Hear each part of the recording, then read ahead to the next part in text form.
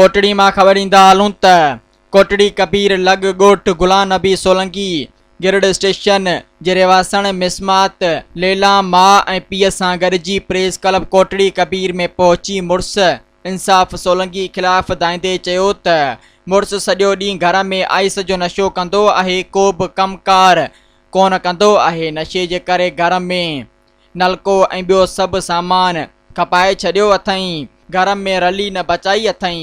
हाणे हू मूंखे गंदे कम लाइ तंग करण लॻो आहे, जंहिं ते मां चयो मां शरीफ़ घराणे जी औरत आहियां, मूंखां इहो बेग़ैरती वारो धंधो न थींदो। जंहिं तां मचिरजी मूंखे मारकुट करे कपिड़ा फाड़े छॾियईं, घोटा ॾेई क़तल पियो करे। मुंहिंजी दान ते पाड़े वारा पहुची विया जिन मूंखे बचायो, जंहिं बाद बाबा आयो इन सां बि विड़ी पियो ऐं इन जा बि कपिड़ा फाड़े छॾियईं। हिन वधीक चयो त मुंहिंजो मुड़ुसु ऐं ससु ॿई इज़त वारा माण्हू न आहिनि, मूंखे अहिड़े मुड़ुस खां तलाक खपे। हिन SSP खैरपुर, DSP गंबट ऐं ॿियनि आला इख़्तियारनि खे अपील कई त मुड़ुस इंसाफ़ सोलंकी खे गिरफ़्तार करे कानून जे कटेड़े में आणे इंसाफ़ फराहम कयो वञे।